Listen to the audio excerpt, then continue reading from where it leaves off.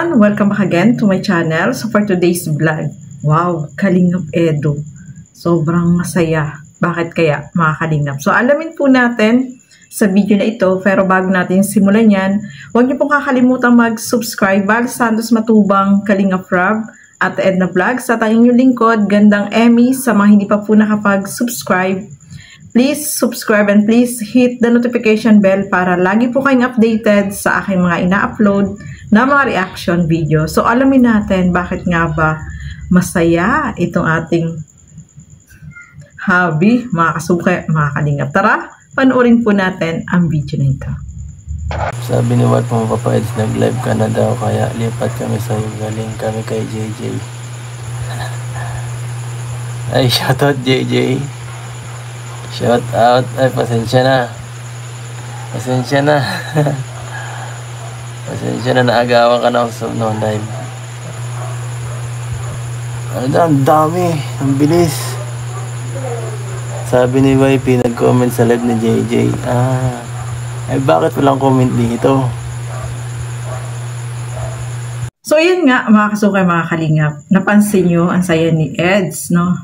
Ni Habi, kasi nalaman niya na ito palang si YP ay nag-comment doon sa live ni Kalingap JJ na naka-live daw itong si Habi niya.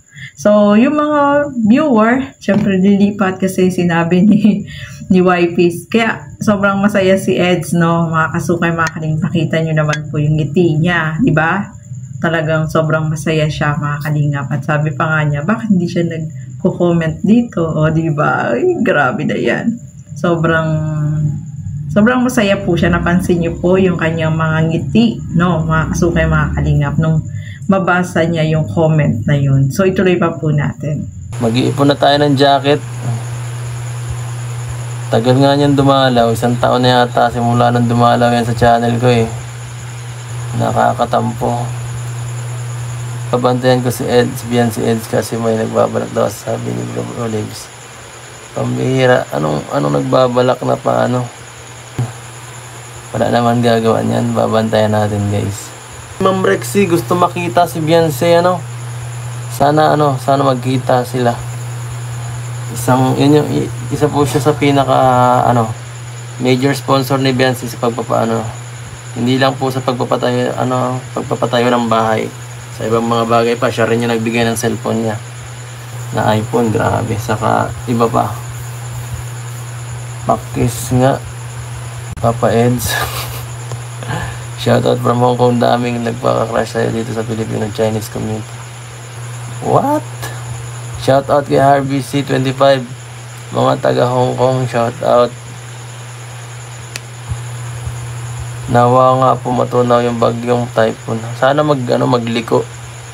Kasi ang pangit pag may bagyo, baka mag-delay ang ating pagpunta. Ma'am Gemma, shoutout po Ma'am Rexy. Malamig po ba dyan sa Baguio? Okay lang po yung lamig dyan. Di naman ganun kalala. Di kagaya sa Hong Kong talaga pagka January, February. Malala po ang lamig sa Hong Kong. Talagang namamanhid yung kamay ko. Talagang 3 balot ako sa Hong Kong, hindi kaya. Oy, grabe, shoutout daw, sabi ni Beyonce. Shoutout po, Tita Rexy. Good evening po lahat. Po kayo dyan sa Baguio.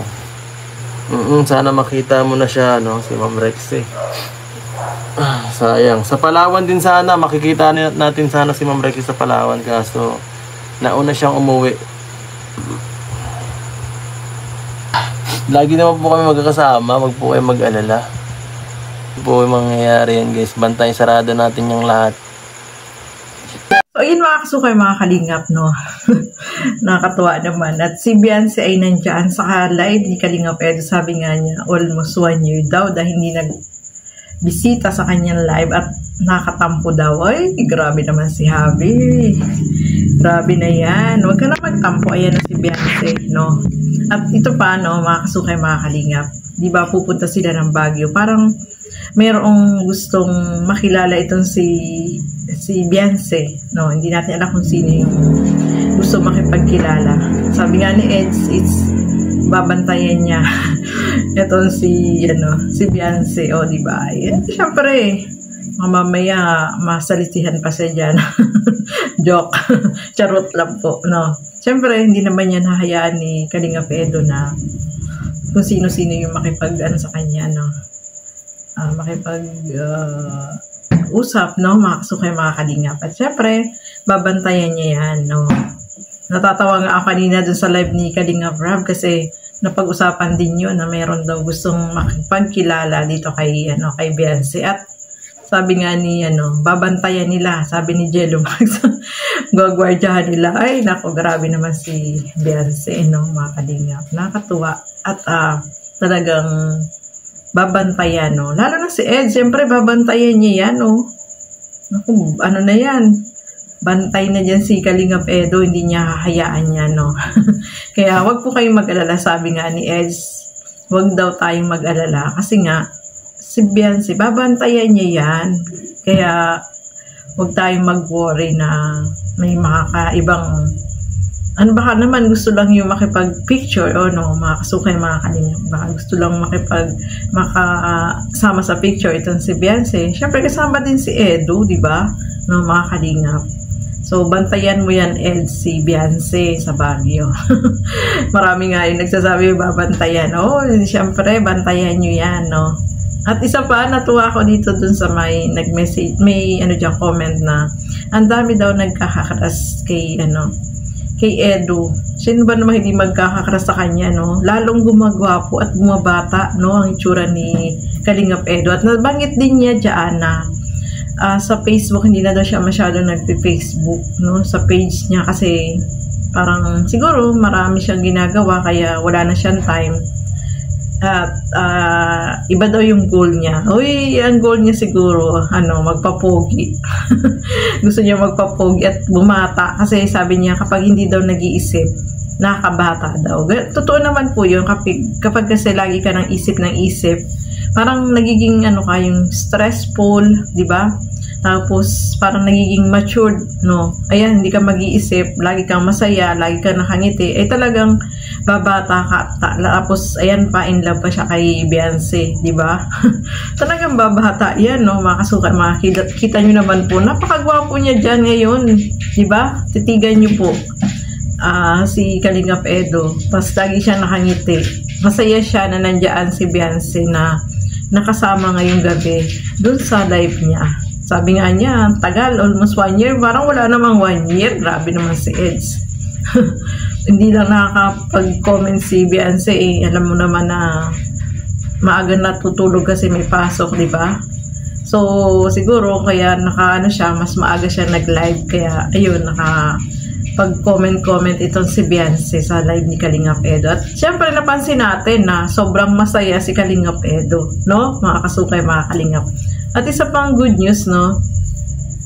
Yung visa ni Beyonce, syempre lalakarin po nila yan, no? Hopefully maayos po ang lahat, no, mga kasukay, mga kalingap. So ayan, yung mga taga Baguio, abangan nyo po ang ang kalingap dyan.